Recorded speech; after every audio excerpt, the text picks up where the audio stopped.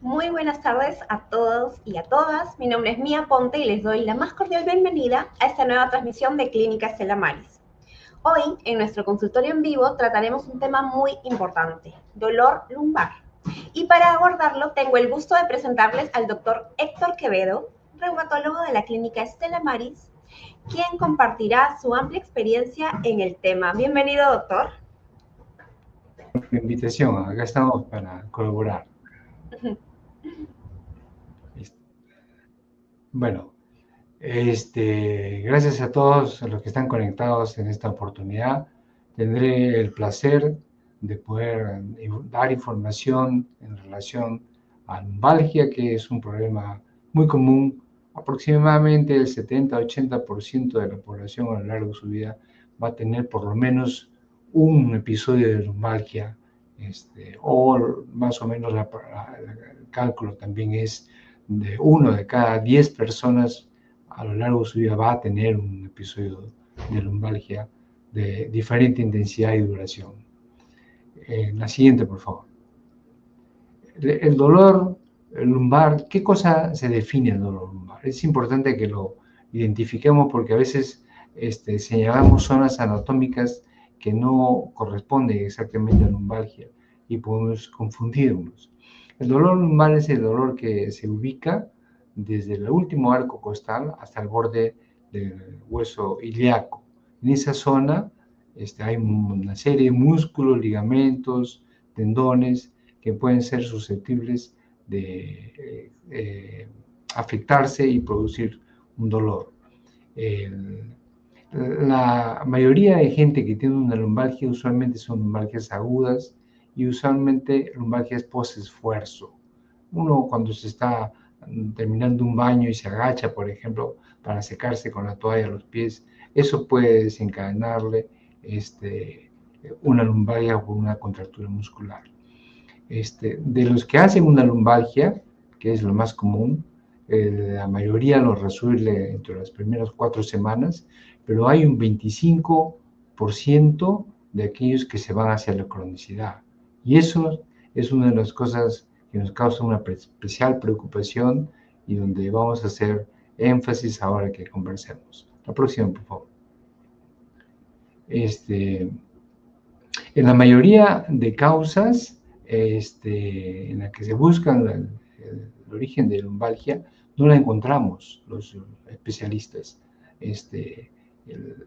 Estimamos que es una contractura muscular, un esguince ligamentario, post-esfuerzo usualmente, como dije, pero en muchas casos no podemos identificar y en un grupo pequeño de personas sí podemos, por los cálculos y la distribución del dolor, como que se baja por el glúteo hacia el muslo y eventualmente llega el dolor hasta la pantorrilla, sí podemos sospechar que hay una hernia discal que está comprometiendo y apretando y tocando una raíz nerviosa, y en ese caso sí sospechamos de un disco afectado, ¿no?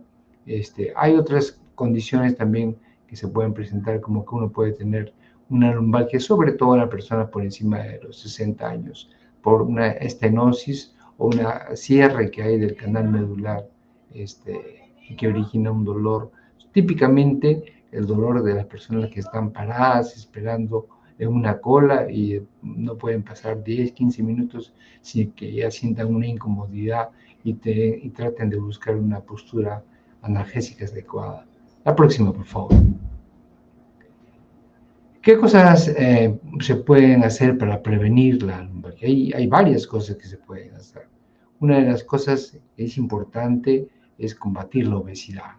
La obesidad quiebra y aumenta la curvatura de la lordosis lumbar que tiene el eje de nuestra columna y que esto nos predispone a tener lumbalgia. Otra de las cosas son la modalidad de trabajo que tenemos. Ahora yo diría que tenemos una suerte de epidemia y donde el factor de riesgo son las largas horas que pasamos en la oficina sentados. Eso aumenta mucho la compresión de la columna vertebral y daña los discos gradualmente. Por eso que La recomendación que va para esos casos es que nosotros que estamos en la oficina podemos y debemos de pararnos 5 minutos por cada hora de trabajo continuo. Separarnos, bascular, hacer movimiento de basculación de la cadera para que se vayan relajando los músculos que se van gradualmente y automáticamente contracturando conforme pasan las horas sentado. Otra de las cosas es la postura. La postura es bien apropiada, continuando con esto del trabajo en la oficina, de que tengamos la espalda pegada en la medida que se pueda y teniendo la computadora o teniendo la pantalla de la laptop a la altura de nuestra cara. Eso quiere decir que tenemos que elevar la laptop usualmente y usar un teclado accesorio, un teclado inalámbrico. Otra de las causas son ya causas relacionadas con el tipo de actividades, como por ejemplo la gente que hace trabajos manuales, los operarios, la gente de construcción civil. Esas personas tienen que ser educadas a usar un corset apropiado para protegerse y prevenir y flexionar las rodillas cada vez que van a levantar un peso, ¿no? Que es propio de la actividad que ellos realizan. Y finalmente también debemos de considerar que el estrés o la depresión son causas que pueden estar asociadas con una lumbalgia. La próxima, por favor. Pero ¿cuáles son los síntomas? Entonces, los síntomas, tenemos el dolor en esa área anatómica que hemos señalado originalmente. Muchas veces el dolor se proyecta, se extiende hacia el glúteo y el paciente puede tener un dolor en la región lumbar y en la región glútea, o a veces se sigue proyectando el dolor lumbar, se extiende hasta la cara anterior del muslo. Entonces decimos que ¿qué es esto de acá? ¿Son dos problemas separados? ¿Es una cosa diferente? No, es el dolor lumbar que se puede proyectar. Y como les digo, típicamente estos pacientes están sentados y cuando están sentados un largo rato, en el momento de pararse, es el momento en el que sienten el dolor agudo, luego empiezan y continúan la marcha y el dolor se va atenuando, o en la mañana al despertarnos, cuando nos sentamos en la cama y nos incorporamos, también puede tener dolor.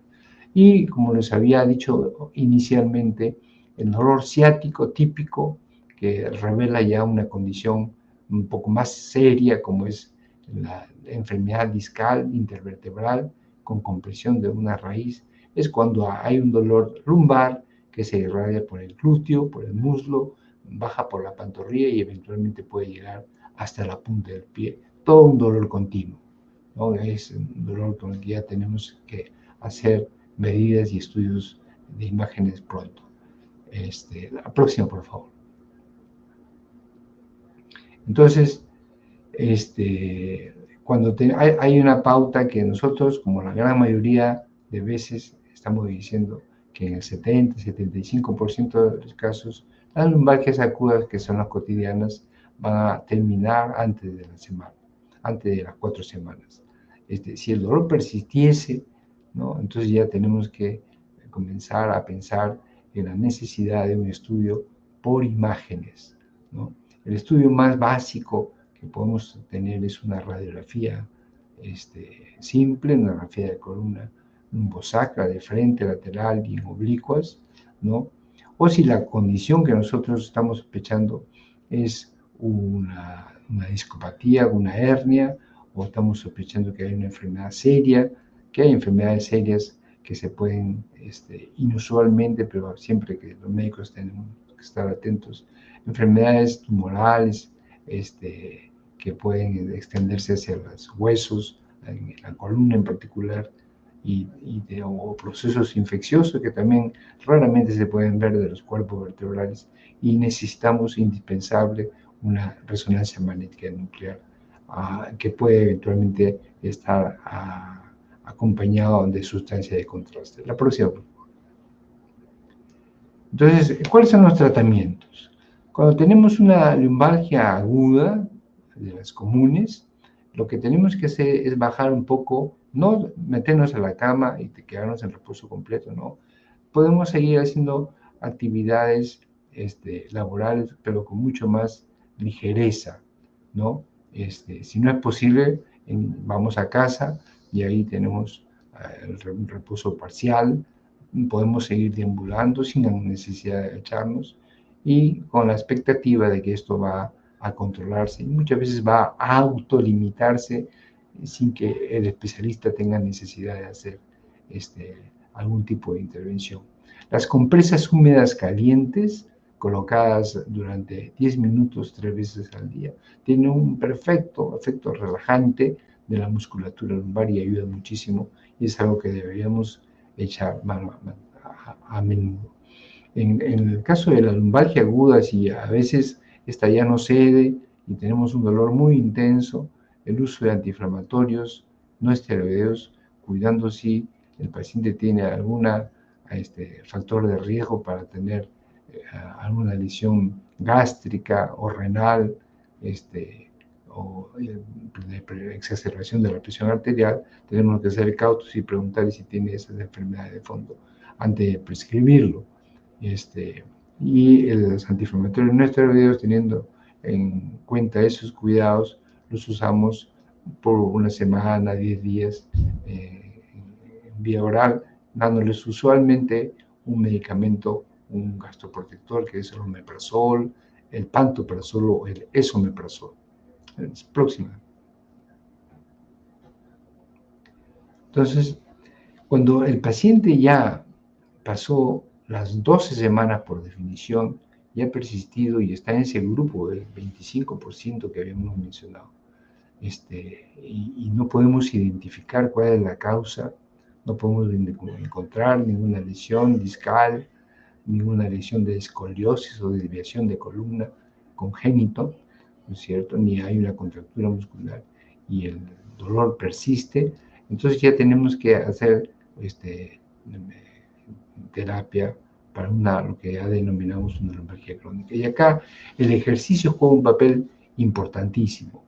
Entonces el ejercicio que está originalmente diseñado por los servicios de medicina física y rehabilitación para que empiecen a hacer, pero no ejercicio cualquiera, sino ejercicios que ellos tienen ya bien estructurados para ayudar a mitigar el dolor, ¿no?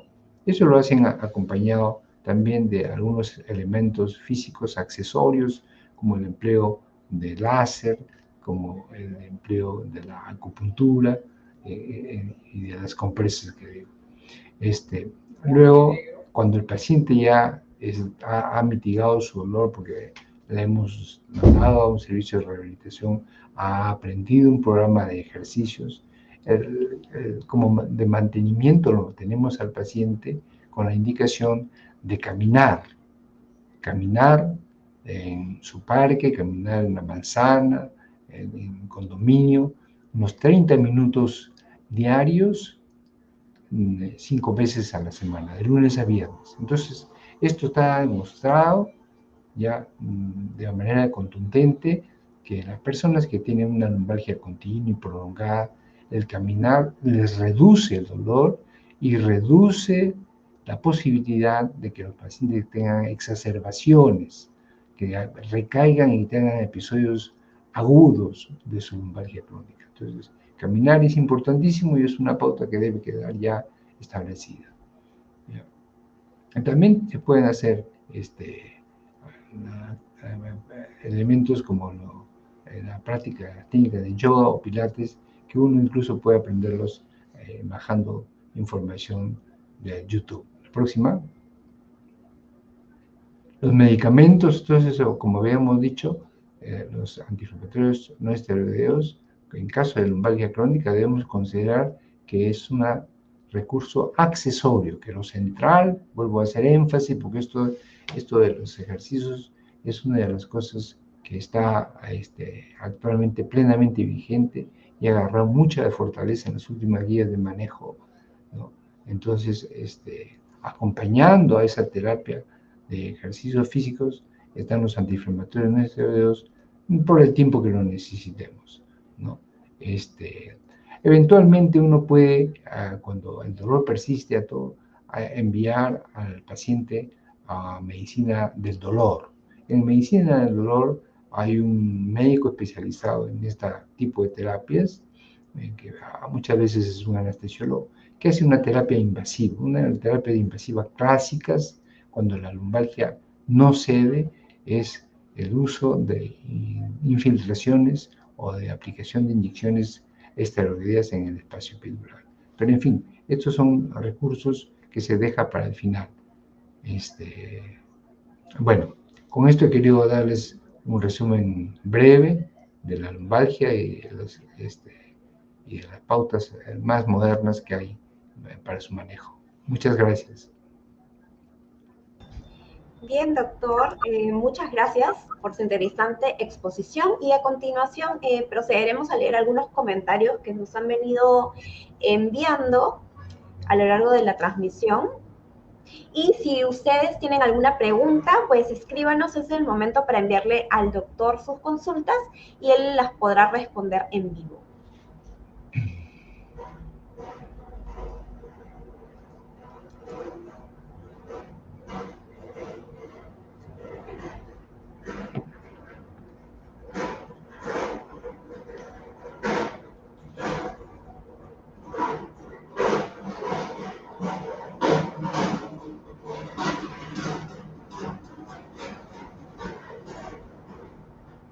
Alejandra Ruiz escribe, gracias Alejandra por estar conectada. Ella dice, gracias doctor. También Mari Shimabukuro, gracias Mari por tus comentarios. Y también agradece el contenido valioso que hoy hemos compartido con la audiencia.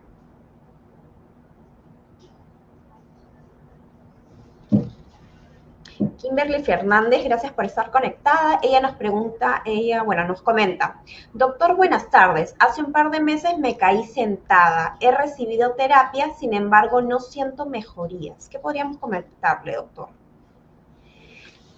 Mira, si la caída es una caída de un impacto grande, importante, una caída, a veces uno se resbala de unas escaleras y viene descendiendo, dando tumbos, y ahí se puede, a veces, en algunas ocasiones, tener una lesión importante de alguna vértebra, y que eventualmente, esto claro es mucho más común en gente con osteoporosis por encima de los 60 años. Entonces me parece que Kimberly no está lejos de esa edad, pero de todas maneras ya habría que profundizar el estudio, probablemente con una resonancia para tener la certeza de que no haya ninguna complicación tipo fractura vertebral que causa mucho dolor, ¿no? Y que necesitan un tratamiento de inmovilización, un tratamiento analgésico, mientras esperamos que se consolide esa vértebra, que pueden fracturarse como cualquier hueso, como un hueso largo que se fractura y se forma un callo.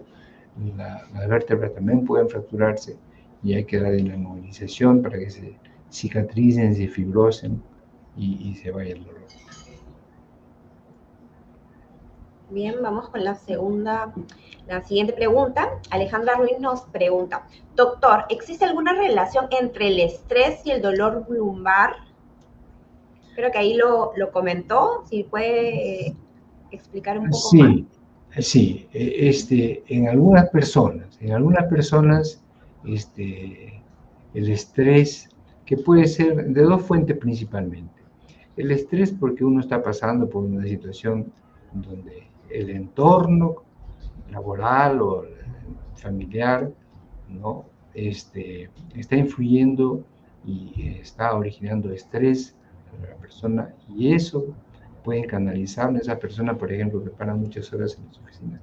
En un momento dado comienzan a tener mucho dolor y el médico tiene que identificar hasta dónde va el manejo con antiinflamatorio, con ejercicios, y hasta dónde ese paciente ha perdurado su dolor lumbar porque está muy estresado por el estrés laboral que tiene.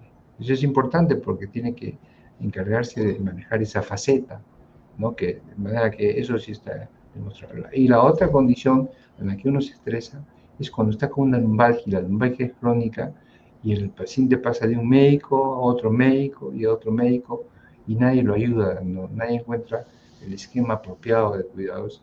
Y ese mismo curso prolongado de un paciente que va de un médico a otro médico y a otro médico, eso lo estresa. Entonces también hay que manejar esa situación.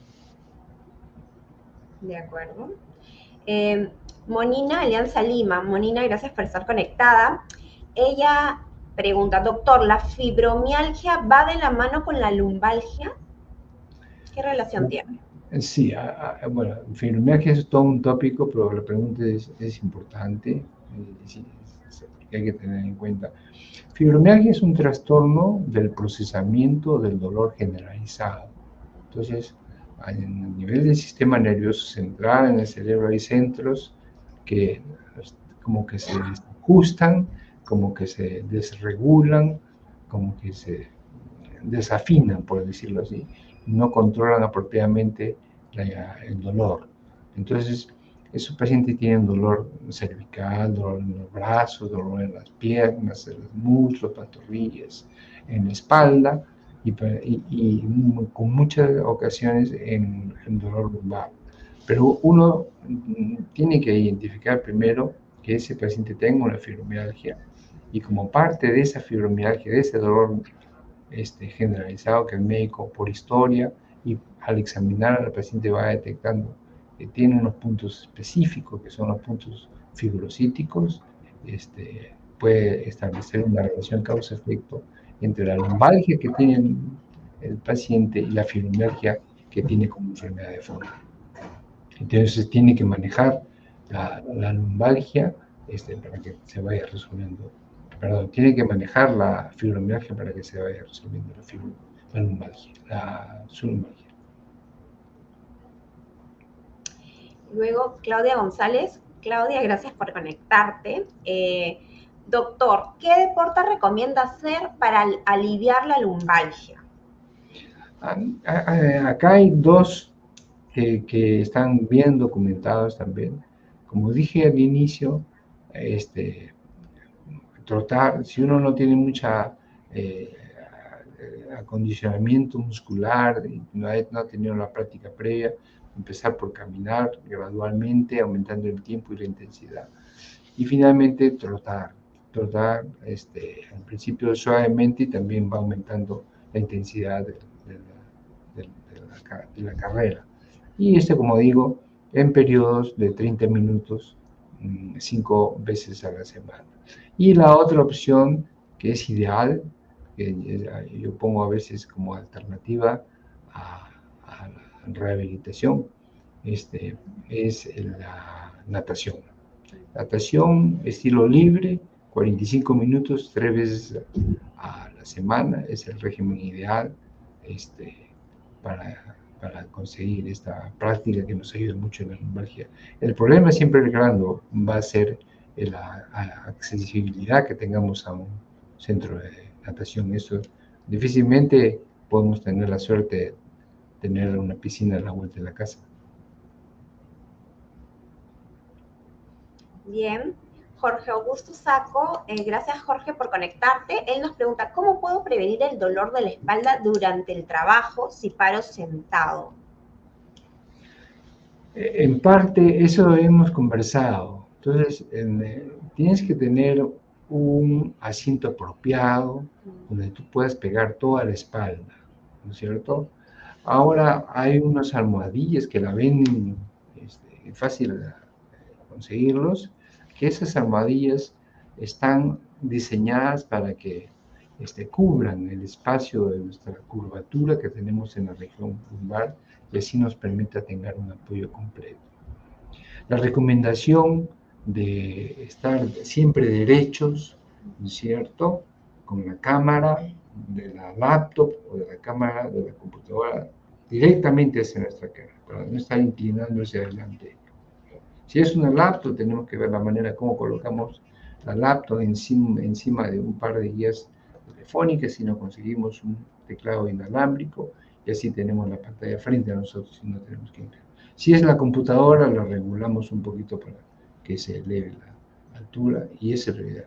Así tenemos la espalda recta, Y ese intervalo que estoy diciendo, de pararnos cada 5 a 10 minutos por cada hora que permanezcamos sentados. Es importante. Si hay así todo un problema que, de persistencia del dolor, aún haciendo todos estos cuidados, entonces tiene que ser evaluado por un especialista, porque hay enfermedades tipo artritis. Las artritis son un conjunto de 100 variedades de enfermedades, pero hay alguna en particular que afecta a la columna, que es otra cosa, otra enfermedad, otra condición, que necesita estudios adicionales de resonancias, estudios de sangre, pero es una de las cosas que no puede hacer. Jorge nos hace una repregunta y agrega un comentario, ¿no? Doctor, agregando mi pregunta, tengo diagnosticado principios de escoliosis y soy hiperlaxo. ¿Tiene algún problema mayor? No, acá tu indicación precisa es que tú tienes que acudir a un centro de rehabilitación para que te armen un programa de ejercicios para tu escoliosis y la condición de hiperlaxitud. Mucho más importante que la hiperlaxitud es la escoliosis, que tiene parte dorsal o lumbar. Y los ejercicios que allí te hagan, que ahí te diseñen, al final, cuando termines todo tu programa de servicio de rehabilitación, esos ejercicios tienes que continuar haciendo. ¿Y cuál es el sentido de todo esto? El sentido es que tú vas a hacer los ejercicios para que los músculos vecinos a mi columna desviada se fortalezcan y asuman el trabajo de mi columna. No pretendemos que la columna, recuperemos el eje, tengamos una columna completamente recta, normal, ¿no? Esa desviación la vamos a tener, es usualmente congénita en el 99% de los casos, y usualmente en un porcentaje muy exiguo pudiera ser postraumático. Pero como te digo, el programa de ejercicio de rehabilitación es indispensable. Ok, Jorge, te esperamos en nuestro Centro de Medicina Física y Rehabilitación. Y ahora vamos con Maritza. Gracias, Maritza, por siempre estar conectada. Ella comenta, doctor, constantemente tengo dolores repentinos cuando hago algún esfuerzo, se me congela la espalda o la parte inferior derecha o toda la espalda. ¿Qué le podemos responder a ella? Sí, a ver, esos dolores repentinos habría que ver qué duración tienen, ¿no es cierto? La parte del dolor lumbar, si tiene algún tipo de irradiación del dolor, el dolor que se queda en la parte del suelo lumbar, o está proyectándose por la parte de los muslos, de la pantorrilla, etc. O sea, que acá realmente ella necesita que sea evaluada un especialista para poder identificar la ubicación de la lesión y tratarla específicamente.